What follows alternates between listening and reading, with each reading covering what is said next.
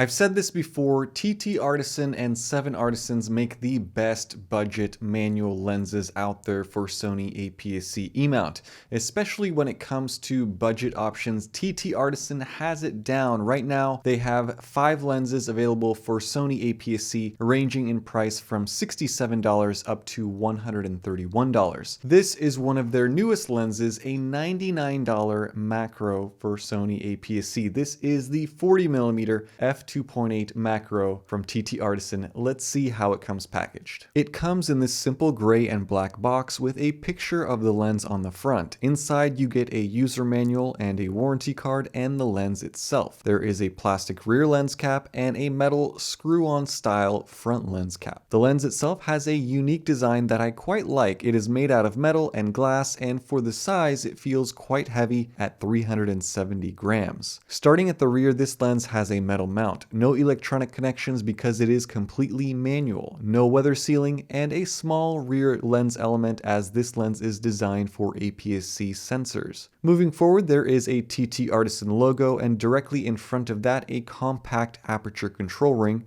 with very clicky clicks. Take a listen.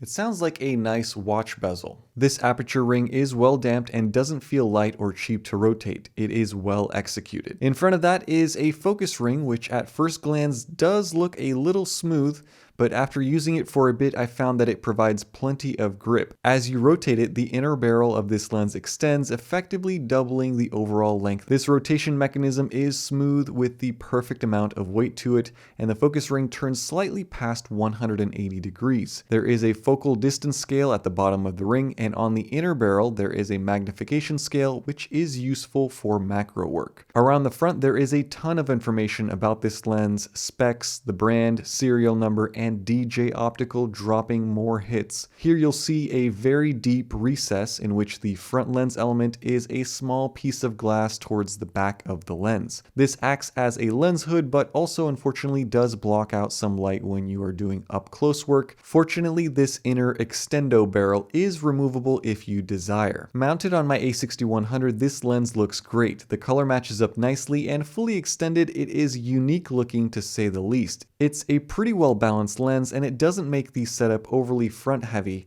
and compared to many other manual macro lenses that I've tried, this one is much more travel friendly. So how does this little lens perform? Well, I took it out with my Sony A6100 and I took a number of samples with it, and I won't take credit for all of these because my wife borrowed this camera and lens setup and took a number of samples by herself because she thought it was a fun lens to play around with and get up close to random objects with.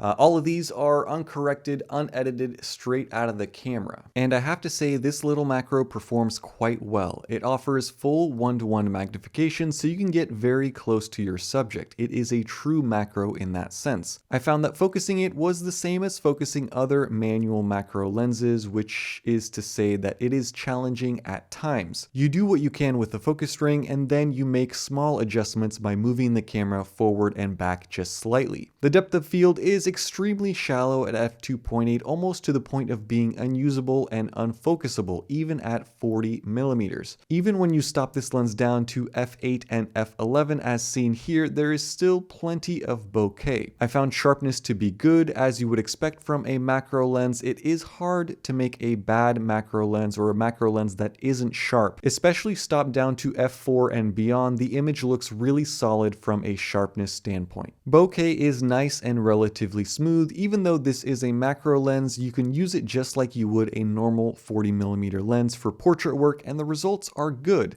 The only challenge is manually focusing with these shots, as you get a very minimal amount of focus ring rotation in this range. As far as distortions are concerned, there really isn't much to talk about. There is no vignetting that I noticed. Chromatic aberration does exist when you shoot up against a bright backlight, but this is a macro macro, so I don't think that many are going to be taking pictures such as this one, wide open at f2.8. The only real issue is flaring, which is pronounced with some crazy green half moon, a bright dot, and rainbow colors throughout the frame. But when you are using this lens as a macro, you don't notice any of those distortions, and it performs well. I was in the process of selling off a few of the watches in my watch collection, so I used this lens to take a few macro shots for sales listings, and the results I think were pretty good. It is an excellent little tool when you need a macro. The crazy thing about this lens is just how cheap it is, not in build quality or in feel, but the actual price of $99 is very low. When you compare that to the 7Artisans equivalent, which is 60mm f2.8 at $170 US, this is $70 cheaper, almost half the price of the 7Artisans. Now, it's not the best macro that I've ever tested on this channel. In my opinion, my favorite macro is the 90mm from Sony, but that's a $1,000 lens. And I wouldn't say that this lens is necessarily better than the 7Artisans, because I think that optically they perform about the same. There really isn't much to differentiate one from the other. But for around $100 or even less than $100, there isn't another macro out on the market today that I would say is better than this one. And just for fun, I took two side-by-side shots with this macro and my 50mm f2.8 Sony full frame macro lens. See if you can tell me which is which.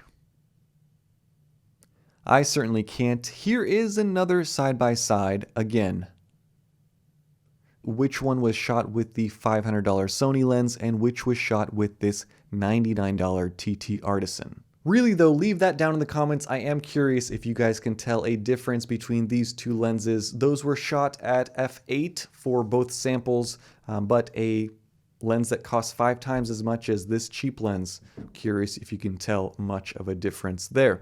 That is going to be it for my review of the TTartisan 40mm macro. Hope you guys enjoyed it and you learned something from it. As usual, I'll have some links down in the description below, so please check those out. Thank you so much for all of your comments, all of your likes, and your support. Stay tuned for more. I have a lot of very exciting videos coming up, so subscribe if you have not yet subscribed, and have a nice day. Bye-bye.